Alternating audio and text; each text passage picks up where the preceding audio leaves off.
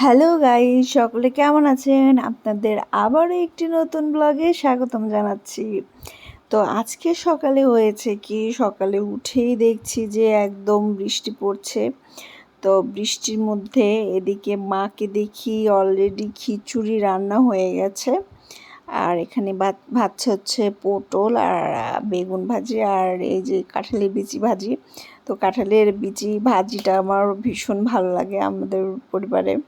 আমিও পছন্দ করি, আমার হাজব্যান্ডও পছন্দ করে। তো সকালের খিচুড়ি খাওয়া দাওয়া শেষে এই যে আমরা একটু রেস্ট করছি, বসে একটু গল্প করা হচ্ছে। তো মা যাবে হচ্ছে একটু বাইরে, তো বড় মার পাস ধরেছে। মা একটা কাঠগোলাপের গাছের ডাল নিতে যাবে, তো বাসায় নিয়ে যেয়ে লাগিয়ে দেবে এই জন্য। আর এদিকে আমি একটু রূপচর্চা করে নিচ্ছি। প্রতিদিন তো রূপচর্চার বালাই নেই, হঠাৎ দু একদিন যখন ইচ্ছা হয় তখন আর কি।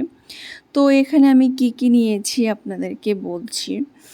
আর এটা আমি সবসময় দেওয়ার চেষ্টা করি, যদি কখনো বললাম না মাঝে সাঝে রূপচর্চা করা হয়, তো তখনও স্নান করার আগে করা হয়। অনেক দিন দেখা যায় রাত্রে শোবার আগেও করি। তো আসলে এটা ইচ্ছার ওপর নির্ভর করছে, যখন ইচ্ছা হয়। আর এদিকে মাম্মাম, ওই যে বললাম যে মার পাস ধরেছে, তো মার সাথে যাবে তো ছাড়বে। তো অলরেডি জামাও পরে নিয়েছে আর দিদাকে শুধু বলছে যে চলো চলো যাই। আর আমি এদিকে প্যাকটা লাগিয়ে নিয়েছি। তো এই প্যাকটা আমি তৈরি করেছি হচ্ছে, একটু লেবু রস দিয়েছি, 1 চিমটি হলুদ, বেসন আর হচ্ছে আপনার চালের গুঁড়া, একটু গোলাপ জল আর একটু অ্যালোভেরা। তো এই তো ঘরে থাকা যেসব ইনগ্রেডিয়েন্টস। আমি মনে করি যে বাইরের যেসব প্রসাধনী যে জিনিসগুলো আছে ওগুলোর থেকে বাড়িতে যে প্রাকৃতিক জিনিসগুলো আপনাদের থাকে সেগুলো সবচেয়ে বেশি কার্যকর এবং নিরাপদ ত্বকের জন্যে। তো আমি সাজেস্ট করব যে আপনারা সব সময় চেষ্টা করবেন যে বাড়িতে তো সবাই যে কলা আছে, কলা একটু চটকে মুখে লাগিয়ে দিলেন। আমরা তো ময়দা আটা সবার বাড়িতেই থাকে সব সময়, তো একটু ময়দা লাগিয়ে নিলেন। তারপরে যে দুধের সর একটু লাগিয়ে নিলেন। তো এরকম হালকা পাতলা যেগুলো প্রাকৃতিক জিনিস এগুলো আমাদের বাড়িতেই থাকে, তো এগুলো দিয়ে আমরা রূপচর্চা খুব সুন্দর করে করতে পারি। তো সময়ের ফাঁকে ফাঁকে আসলে নিজের যত্নটাও করতে হয়। তো আমরা আসলে অনেকেই পারি না, কারণ সংসারের কাজের জন্য এতটাই চাপে থাকি যে নিজের যত্নটা আর করতে ইচ্ছা হয় না, তাই না?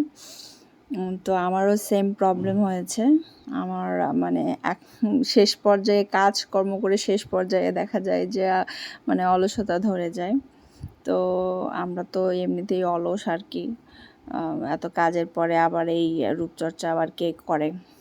তো যাই হোক, এখানে আমি টিভি দেখছিলাম শুয়ে শুয়ে। তো মা আসার পর থেকে আমার একটু রেস্ট হয়েছে, কদিন একটু রেস্ট নিতে পারছি, শুয়ে বসেই দিন কাটাচ্ছি, তেমন কাজকর্ম করছি না।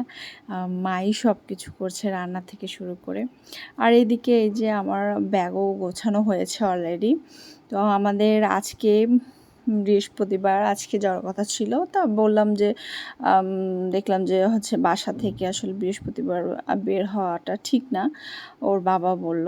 তো এই জন্য আর কি আমরা শুক্রবারে যাব, মানে আগামীকাল যাব। আর এদিকে মাম্মামাই যে টিভিতে দেখেছে বাচ্চারা শাড়ি পরে নাচছে, তো আমাকেও শাড়ি বের করে দাও।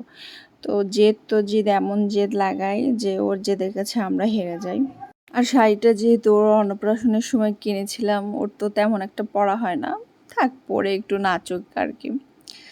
তো আজকের ব্লগটা আমি এখানেই শেষ করতে চাচ্ছি। সবাই ভালো থাকবেন, সুস্থ থাকবেন, আর আমার ব্লগটি কেমন লাগলো জানাবেন। টাটা।